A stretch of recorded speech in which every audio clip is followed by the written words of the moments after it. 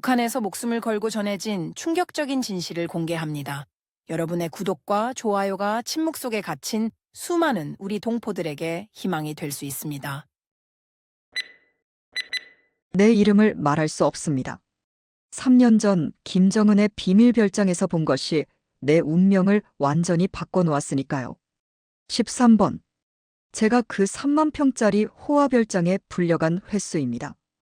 평양에서 고위직 간부의 아내로 누구보다 특권층 생활을 했던 제가 마지막 13번째 방문에서 목격한 것은 그날 밤 별장 뒤편 창고에서 목격한 금괴거래, 그리고 제 귀에 들린 처리해버려라는 김정은의 한마디가 제 인생의 마지막 순간이 될 뻔했습니다. 새벽 4시 목에 독약을 건 채 탈출을 시작했습니다. 남편도 가족도 모든 것을 뒤로 한 채. 잡히면 죽음보다 끔찍한 일이 기다리고 있었으니까요. 오늘 처음이자 마지막으로 그 별장에서 본 충격적인 진실, 그리고 목숨을 건 탈출 과정의 모든 것을 고백합니다.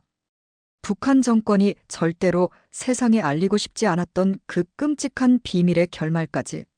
제가 김정은의 비밀 별장에서 처음 초대받았던 그날로 돌아가 보겠습니다. 결코 돌아올 수 없는 강을 건너게 될 줄도 모른 채 저는 3년 전 북한을 탈출한 김입니다. 평양에서 고위직 간부의 아내로 살았던 제가 이렇게 자유의 땅에서 제 이야기를 털어놓게 될 줄은 꿈에도 몰랐습니다. 지금도 그날들을 떠올리면 온몸이 떨리고 식은땀이 흐릅니다. 하지만 이제는 말씀드려야 할 때가 왔다고 생각합니다.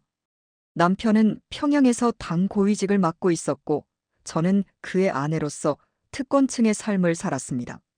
겉으로는 평양의 가장 부러운 삶을 사는 것처럼 보였겠지만 사실 그 안에는 더 큰 공포와 억압이 있었습니다. 특히 김정은의 비밀 별장에 13번이나 불려갔던 경험은 제 인생을 완전히 바꿔놓았습니다. 처음 별장에 가게 된 건 2018년 초봄이었습니다. 그때만 해도 저는 그곳에서 벌어지는 일들이 제 삶을 완전히 뒤바꿔 놓을 거라고는 상상도 못했습니다.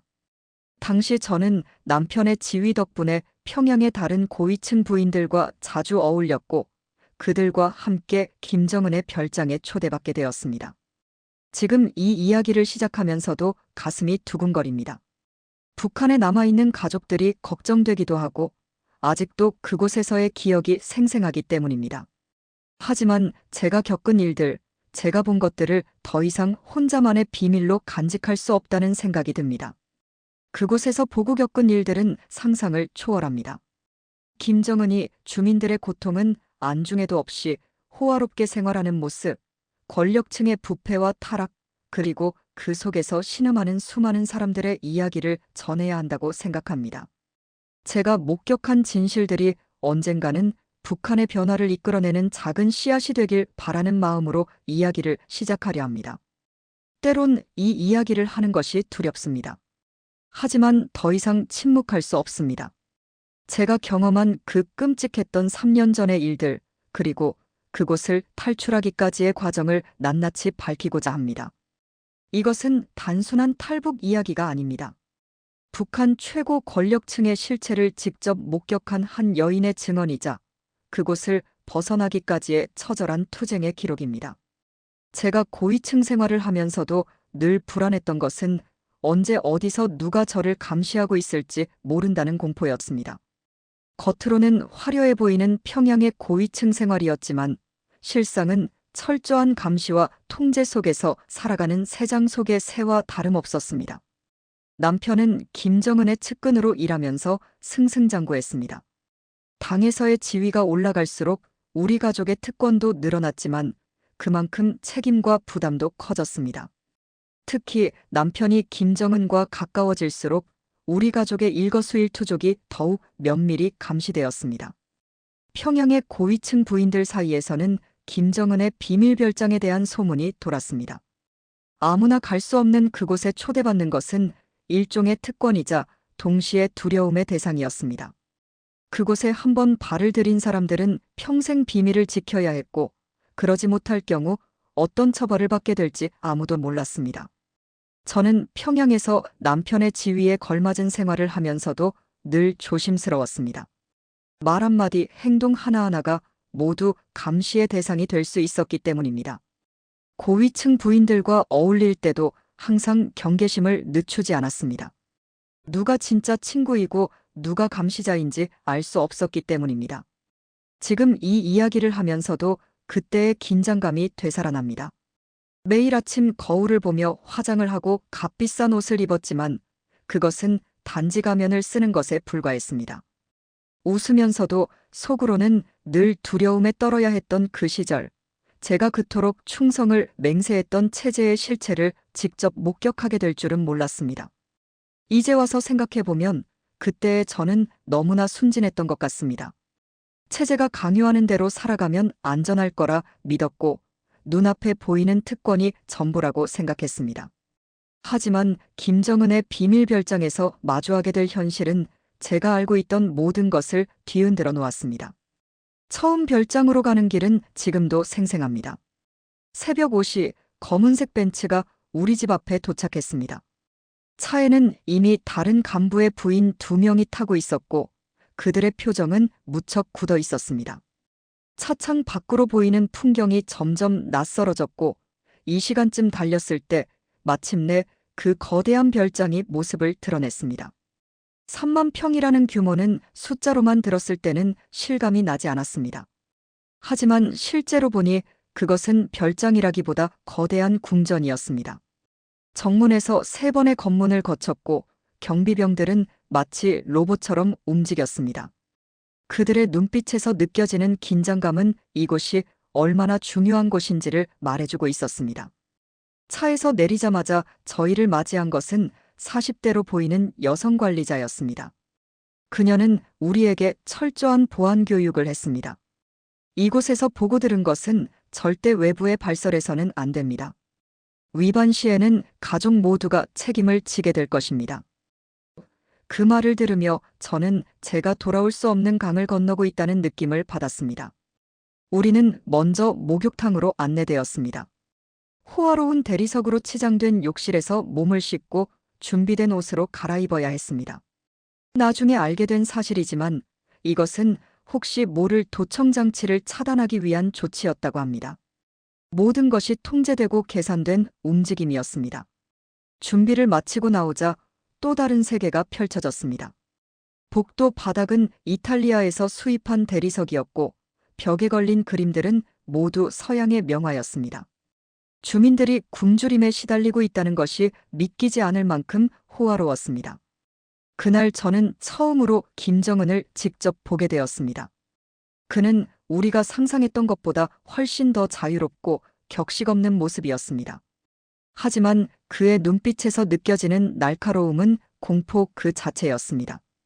그때 저는 직감했습니다. 이곳에서의 경험이 제 인생을 완전히 바꿔놓을 거라는 것을.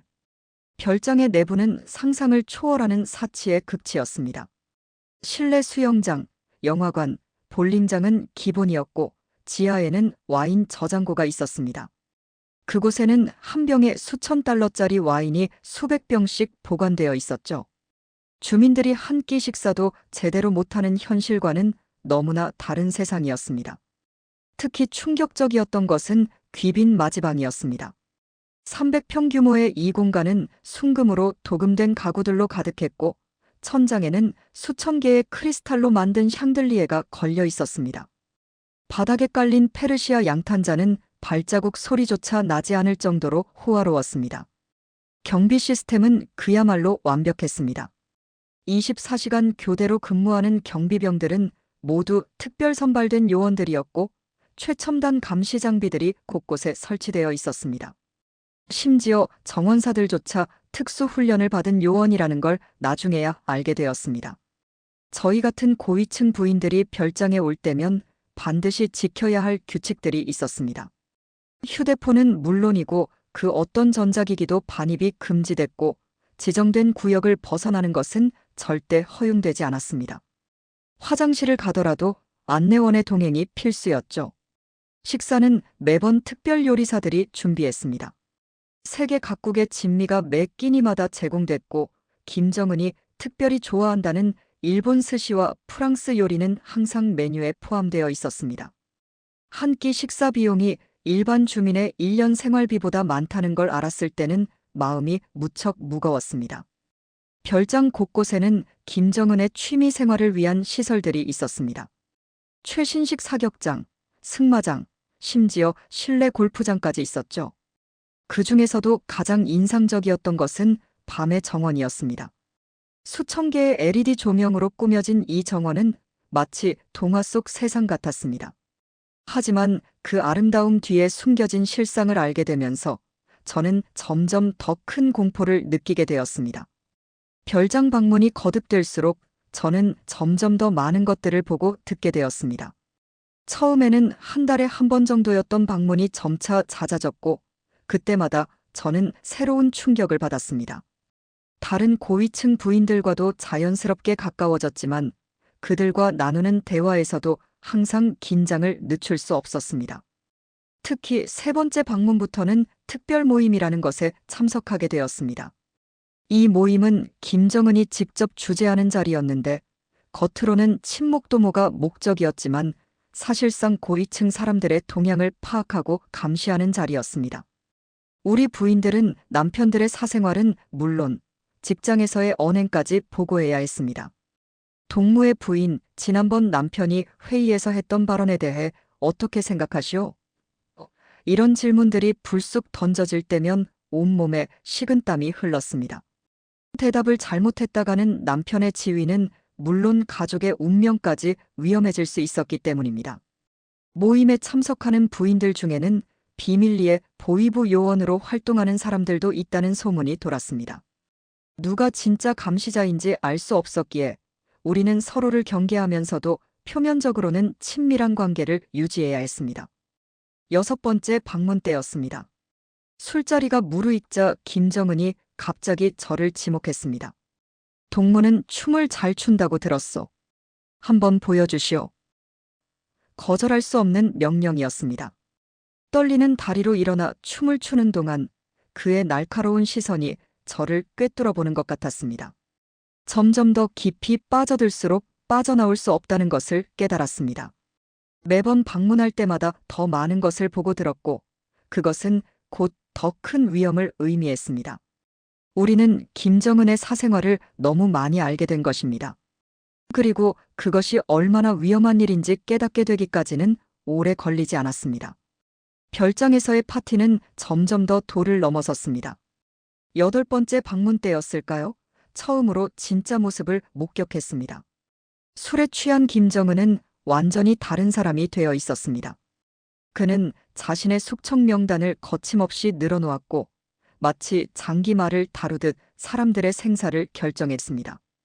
저 새끼는 다음 주에 처리해버려. 쥐새끼처럼 숨어있는 놈들은 가족까지 모조리. 이런 말들이 술자리에서 거침없이 쏟아졌습니다. 그 중에는 제가 아는 사람들의 이름도 있었습니다. 실제로 며칠 뒤에 그들이 숙청되는 것을 보면서 저는 극도의 공포를 느꼈습니다. 파티가 절정에 달할 때면 특별 공연이 시작됐습니다. 평양의 어린 예술단원들이 불려와 밤늦게까지 공연을 해야 했고 때로는 더 충격적인 일들이 벌어졌습니다. 강제로 술을 마시게 하고 원치 않는 행동을 강요하는 모습을 보며 저는 마음속으로 계속 울었습니다. 10번째 방문 때는 더 큰 충격을 받았습니다. 한 고위 간부의 부인이 갑자기 사라진 것입니다.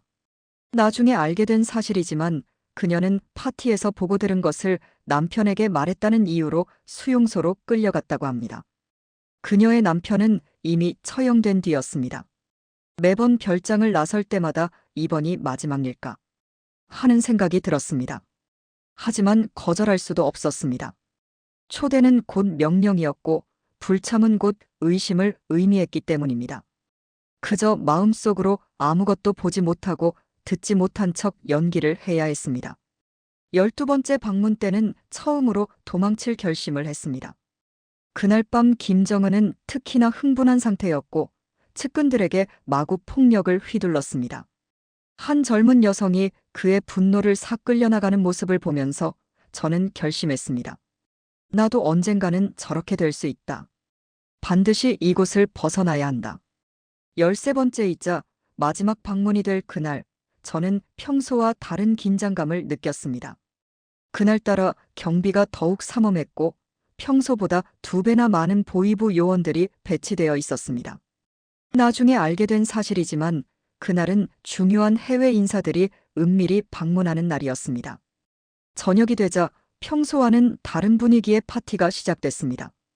이상한 낌새를 느낀 저는 화장실을 핑계로 자리를 피했고 우연히 별장 뒤편 창고 근처에서 충격적인 광경을 목격했습니다. 수십 개의 금괴가 든 상자들이 은밀히 운반되고 있었고 그 옆에서는 수상한 거래가 이뤄지고 있었습니다. 순간 저도 모르게 숨을 깊이 들이마셨고 그 소리를 듣고 한 경비병이 제 쪽을 돌아보았습니다. 다행히 어둠 속에 몸을 숨길 수 있었지만 그때부터 제 심장은 거의 터질 것 같았습니다. 자리로 돌아와 보니 이미 몇몇 사람들이 제가 없었던 것을 눈치챈 듯 했습니다. 그날 밤 내내 저는 떨었습니다.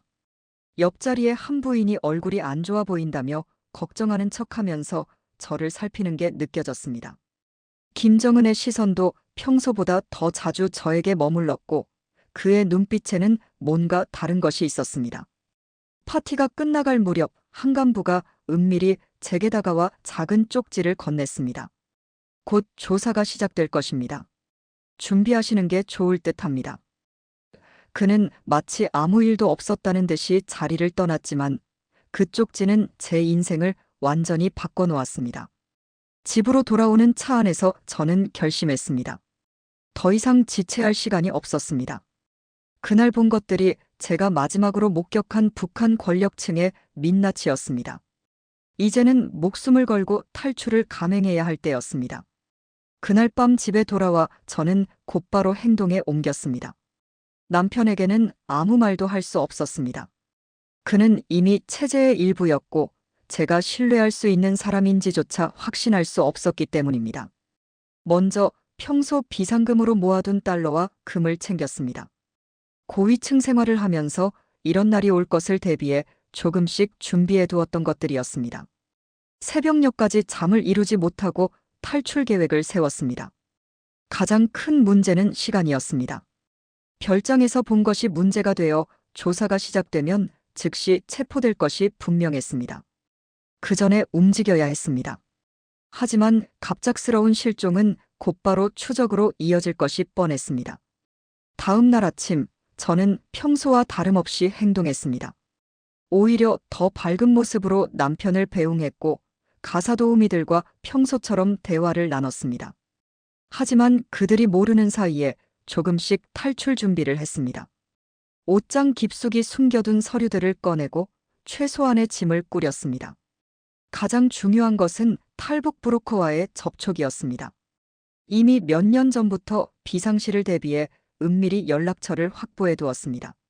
문제는 그들과 연락하는 것 자체가 목숨을 거는 일이라는 점이었습니다.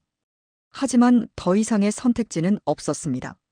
공중전화로 암호화된 메시지를 전달했고 놀랍게도 즉각적인 응답이 왔습니다. 그들은 이미 저 같은 고위층의 탈출을 전문적으로 도와주고 있었던 것입니다. 3일 안에 움직여야 합니다. 그 이상 지체하면 생존 확률이 급격히 떨어집니다. 마지막 날 밤 저는 잠든 남편의 얼굴을 한참 바라보았습니다. 눈물이 났지만 울 수는 없었습니다. 그에게 작별 인사도 못하고 떠나야 한다는 게 가슴 아팠지만 그것이 그를 위한 길이기도 했습니다. 제가 잡히면 그 역시 화를 면치 못할 테니까요. 탈출은 새벽 4시에 시작됐습니다. 브로커의 지시대로 평소와 똑같이 아침 운동을 나가는 척했습니다. 트레이닝복 안에는 최소한의 옷과 달러를 숨겼고 목걸이처럼 보이는 작은 용기에는 독약을 넣었습니다. 잡히면 차라리 죽음을 선택하겠다는 각오였습니다. 첫 번째 검문소를 통과하는 순간이 가장 긴장됐습니다. 평소 제가 자주 지나다니던 곳이라 다행히 별다른 검사 없이 통과할 수 있었습니다. 약속된 장소에서 브로커의 차를 만났고 그때부터 본격적인 도주가 시작됐습니다. 하지만 예상치 못한 위기가 찾아왔습니다. 평양을 벗어나는 길목에서 갑자기 임시 검문이 시작된 것입니다. 나중에 안 사실이지만 이미 제 실종이 발각되어 비상이 걸린 상태였습니다. 브로커는 재빨리 방향을 틀어 산길로 접어들었고 우리는 진흙탕 속을 걸어서 검문을 우회해야 했습니다. 차로 이동하다가 걷고 다시 다른 차로 갈아타는 과정이 수차례 반복됐습니다. 한 번은 군용 트럭의 짐칸에 숨어 이동하기도 했습니다. 매 순간이 생사를 넘나드는 긴장의 연속이었습니다. 특히 라디오에서 저를 수배한다는 방송이 나올 때는 심장이 멎는 것 같았습니다. 국경에 도착하기 전 마지막 은신처에서 이틀을 보내야 했습니다. 그곳에서 저는 완전히 다른 사람으로 변장했습니다. 머리를 검게 염색하고 시골 아주머니처럼 보이도록 분장을 했습니다. 말투도 바꾸고 걸음걸이도 완전히 달라져야 했습니다. 그 과정에서 제가 가진 모든 것들을 버려야 했습니다. 값비싼 옷과 장신구는 물론 신분을 증명할 수 있는 모든 것들을 불태웠습니다.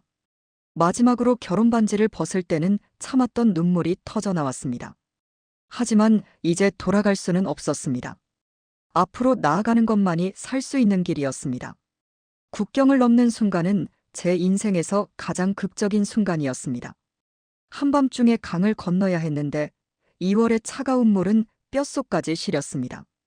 건너는 중간에 국경 수비대의 총소리가 들렸고 저는 물속에 몸을 숨긴 채 숨도 제대로 쉬지 못했습니다.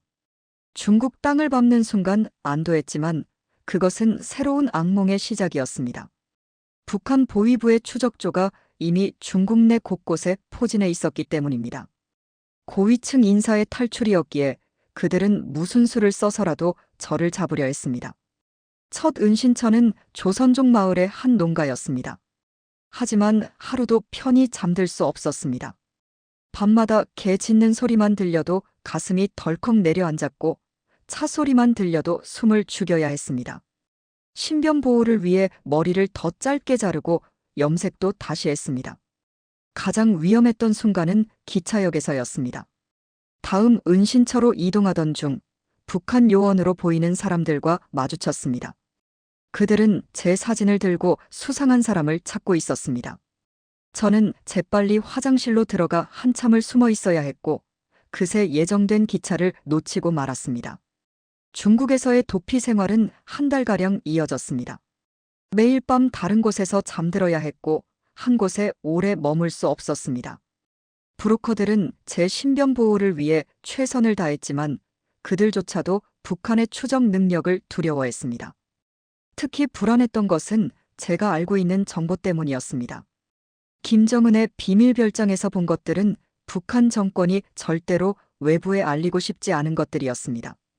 그들은 저를 잡기 위해 중국 내 범죄 조직까지 동원했다고 합니다.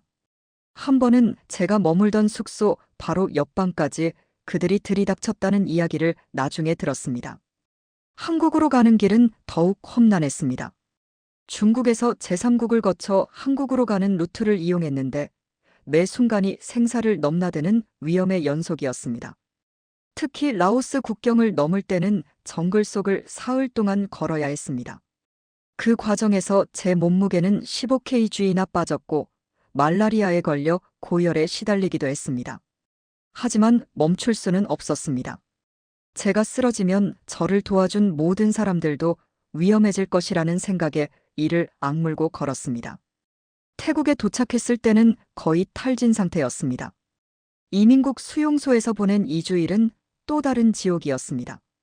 북한 요원들이 태국까지 와서 저를 찾고 있다는 소식이 들려왔기 때문입니다. 수용소 안에서도 늘 긴장하며 지내야 했고 밤에는 악몽에 시달렸습니다. 마침내 한국행 비행기에 오르게 되었을 때 처음으로 안도의 눈물을 흘렸습니다. 하지만 그것도 잠시였습니다. 비행기가 이륙하는 순간까지도 누군가가 저를 끌어내릴 것 같은 공포에 떨어야 했습니다. 인천공항에 도착했을 때의 감정은 지금도 표현하기 어렵습니다. 안도감, 두려움, 그리고 죄책감이 뒤섞였습니다. 남편과 가족들을 두고 온 것에 대한 미안함, 그리고 앞으로 마주해야 할 새로운 삶에 대한 불안감이 밀려왔습니다. 국정원 조사는 3개월이나 걸렸습니다. 제가 가진 정보의 중요성 때문이었습니다. 김정은의 비밀 별장에서 목격한 것들, 권력층의 부패상, 그리고 은밀한 자금 거래에 대한 정보들을 모두 제공했습니다.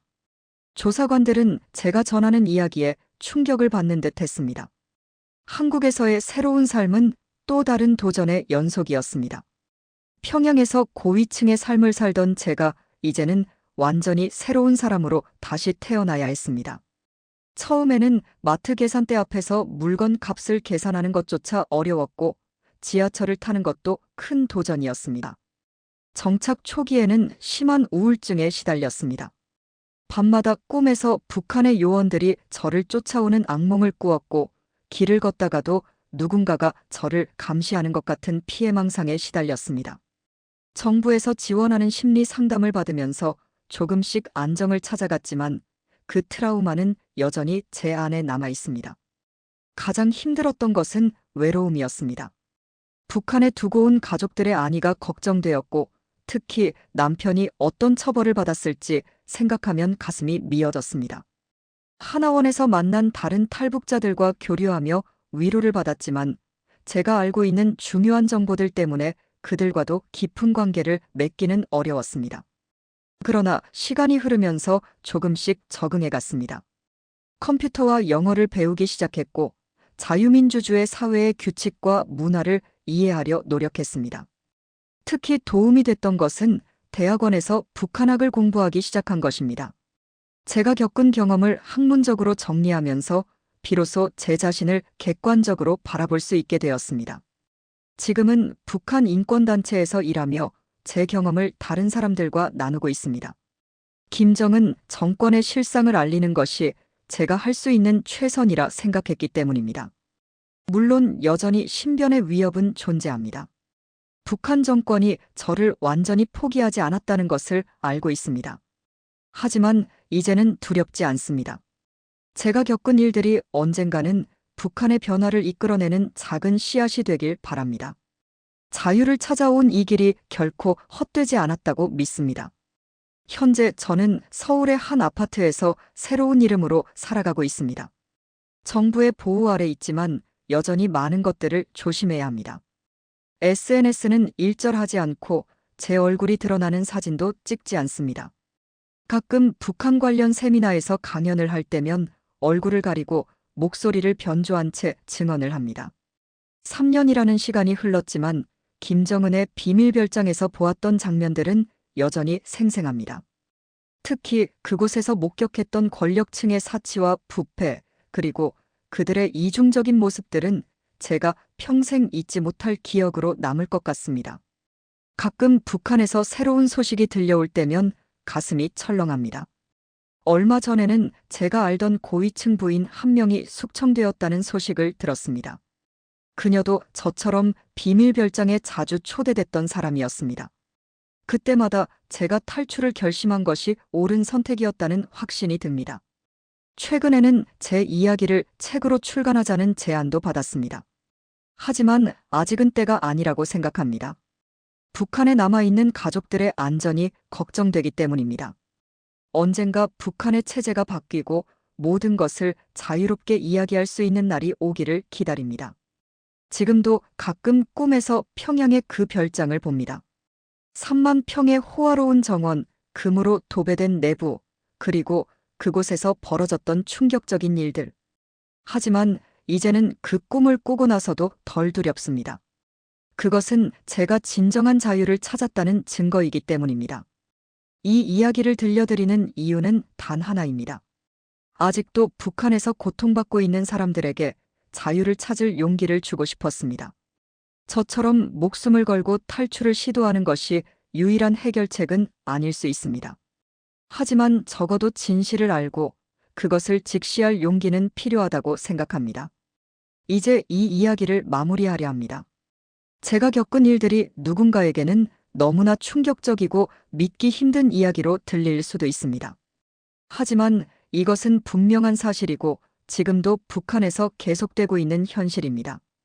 김정은의 3만 평 비밀 별장에서 13번의 방문 동안 제가 본 것들은 북한 권력층의 민낯이었습니다. 그들은 주민들의 고통은 아랑곳하지 않은 채 호화롭고 방탕한 생활을 이어가고 있습니다. 별장에서 단 하루 동안 낭비되는 비용이면 수백 가구가 1년을 살 수 있을 것입니다. 제가 탈출한 이후로도 그곳의 사치스러운 파티는 계속되고 있을 것입니다. 새로운 고위층 부인들이 저처럼 공포 속에서 웃으며 자리를 지키고 있겠죠. 그들 중 몇몇은 이미 숙청되었을지도 모릅니다. 가끔 사람들이 묻습니다. 후회하지 않느냐고. 물론 북한에 두고 온 가족들 생각에 가슴이 미어집니다. 하지만 후회하지는 않습니다. 그곳에 더 머물렀다면 저는 결국 진실을 알고도 침묵하는 공범자가 되었을 테니까요. 이제 저는 새로운 삶을 살아갑니다.